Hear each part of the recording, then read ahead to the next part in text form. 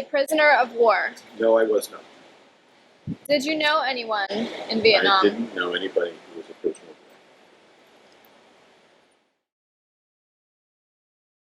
Yes, I was awarded several medals for Vietnamese service, which included the Combat Infantryman's Badge, the Bronze Star for Valor, and the Vietnamese Service Medal. And then in addition to that, I had a couple of domestic medals.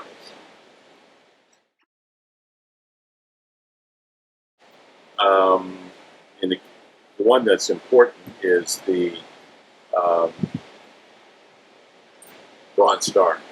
And that occurred on a mission where we ran into enemy fire on a river, and a battle ensued, and my actions in getting the platoon engaged and unengaged got me the Bronze Star.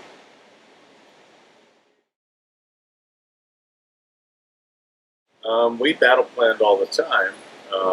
We all had a mission when we were in company formation. We would leave the company formation, and then platoons would go out, fan out, and execute the mission.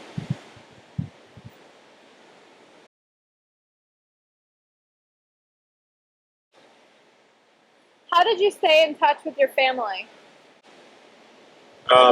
Only through mail. We didn't have video or Skype or anything like that back in the 70s, so it was strictly through mail. And did you write to all of your family members, or just one or two? The only family members that I corresponded with were my mother and father, and I wasn't married at the time, so that was the extent of correspondence. Did you have any girlfriends at the time?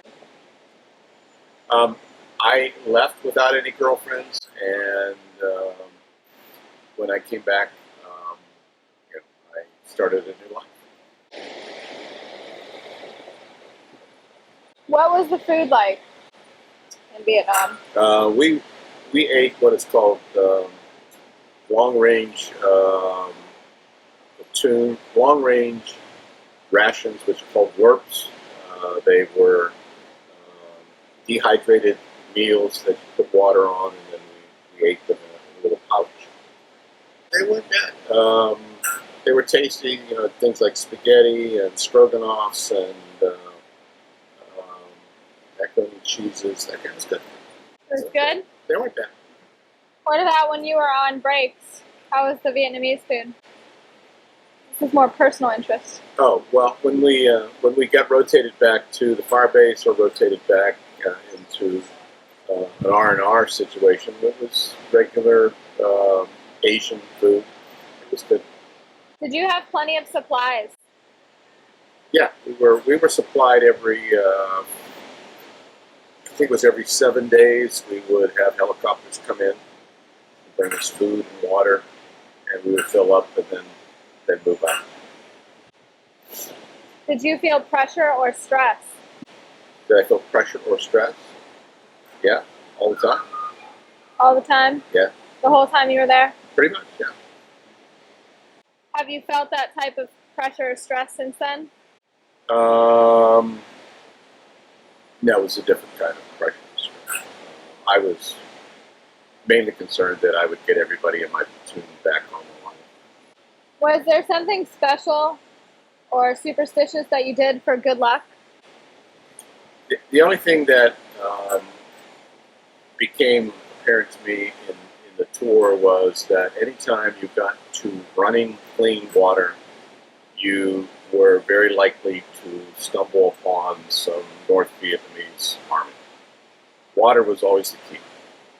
For good luck, I was always aware that when we were near water, that danger was very near. So you didn't wear anything specific No, or I didn't anything have from any- I home didn't in your have- pockets? No, just dog tags, that was it. How did people entertain themselves? How did they entertain themselves? They didn't entertain themselves. We didn't entertain at all. We just tried to be quiet and be vigilant and watch what we were doing. So no There was no card, entertainment. no out of card it. games around the fire. No, there was none of that. No, not at all. Were there entertainers? No, there wasn't any entertainers. If you wanted to get entertained, you could be noisy and have the North Vietnamese come in and get you. On the breaks, when we were rotated, I was with the first Cav, so on the breaks, when we were rotated back, we did like every young man do, drink beer and Chase women. chase women. Where did you travel while in the service? In the service, I started at Fort Polk, Louisiana, went to Fort Leonard Wood, Missouri, then to Fort Benning for OCS. I taught a year at Fort Benning, and then I went to Vietnam for a year. And then back to? And when I was done with my tour, I came back, mustered out through what they call SFO, which was in San Francisco, and came back home. Do you recall any particularly humorous or unusual events? Yes, I do. Would you like to hear about them? Yes, I would. I thought the most humorous event, reflecting on it when I came back, was one night I was in a bar with my platoon and another platoon from the company. And we were drinking pretty heavily. This was on one of the 45-day R&Rs. The Australian company came into the bar. One of my platoon members decided to grab one of the Aussies' hats. A fight ensued. The military police were called. We got out through the back door, and as I reflected on it now, the fight and the drinking and the circumstance was pretty humorous. What were some of the pranks that you or others would pull? We didn't pull any pranks. There was no time for pranks. Do you have photographs from your time in the war? I have a few that I've got in an album. I keep those nearby. They're fun to look at. What did you think of officers or fellow soldiers? Well, I was an officer and had the utmost respect for them. And I had respect for everybody that did their job when they were out in the jungle. Did you keep a personal diary? No, I didn't. Probably should have.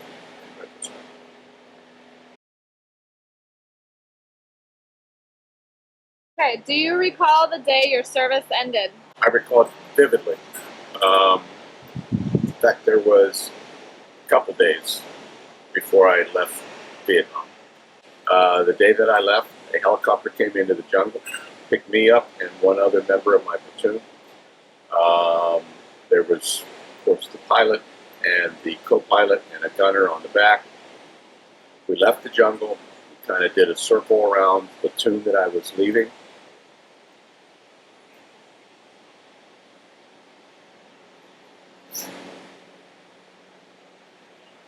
Okay. Can we stop it? We left, circled around. We actually flew over Saigon and we did a flyby and headed out and landed at the far base. And that night before we left, I can remember being in one of the clubs at the base, and they were playing if You're going to San Francisco. you're going to San Francisco. By Scott McKenzie. So that song's very sentimental now, right? Good. What did you do in the days and weeks afterward? Well, when we came back, I got on a plane at Pont Sinout Air Base. We left Vietnam, came back to San Francisco, and we mustered out in San Francisco and called my mom and dad and said I was coming home, and got there a couple days later. Were they very ecstatic and emotional? They were. Yeah, it was a happy time. Yeah. Did you do lots of celebrating in the weeks after you got home? Yeah, not really. Um, you know, but came back. I remember knocking on the door, and That you're mom was crying. in Pittsburgh.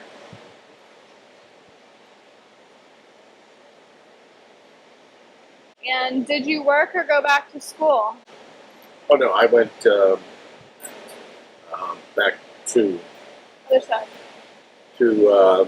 work Okay. with U.S. Steel. Maybe a couple weeks after I got back. Was your education supported by the GI Bill after that?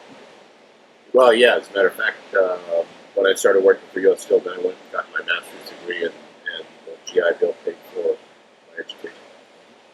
And what did you get your master's degree in? I got my master's in accounting. Did you make any close friendships while in the service? Oh yeah, Sergeant Davis was my platoon leader, and I don't know what happened to Sergeant Davis. I know he got out alive, but he was my best friend there. And then Lieutenant Call also was in Vietnam, and he got out alive, but I lost touch with him. But all of your close friends lived through. Well, we had a couple guys. Yeah, no, I mean Lieutenant Gauss was killed in Vietnam. He was your friend? Huh? He was your friend? He was Fred, yeah, he was killed. We had a couple guys injured, but I never lost anybody in the platoon.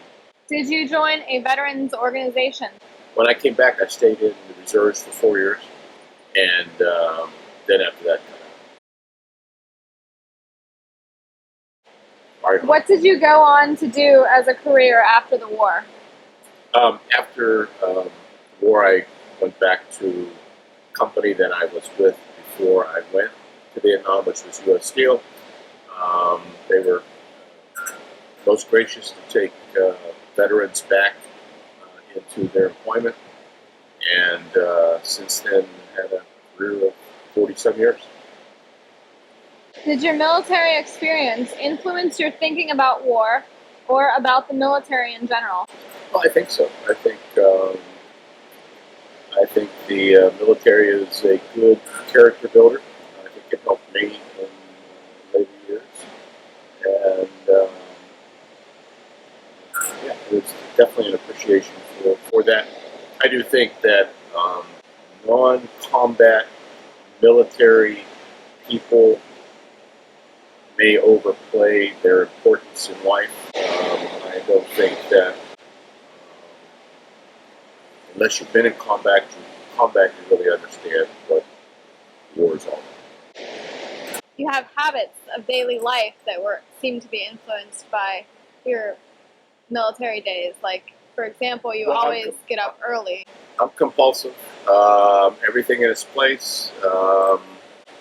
Once you understand what you're supposed to execute upon, I think it's important that you carry it through. I think it builds a degree of accountability that sometimes is lost without that background. How did your service and experiences affect your life? Well, it affected it in many ways. I think it gave me an appreciation for freedom and what's necessary to defend it. I think that gave me an appreciation for people less fortunate than citizens of the United States. I think sometimes that freedom and that ability to conduct people's dreams is not understood by people in the United States who've never had to have the threat of losing it. What about, did it make you feel like an urgency to get the rest of your life started when you got back? Well, I think that I gave up 3.5 years of my life, and when I came back, I wanted to make up that time in terms of starting a career and getting established you know, moving forward. So I thought about that. When you were over there, did you feel like when you got back, you wanted to find like an American woman to marry? When I came back, I was, I mean, it was a very heavy burden that had been lifted. So when I came back, I was a pretty wild guy. I mean, I wasn't too interested in making too many commitments right off the bat. Is there anything you would like to add that we have not covered in this interview? Oh, well, I want to thank my daughter for having conducted this interview. Through my uncooperativeness, she managed to pull this interview together. And that's something that I appreciate. And if my grandchildren can see this, I think that's a good thing.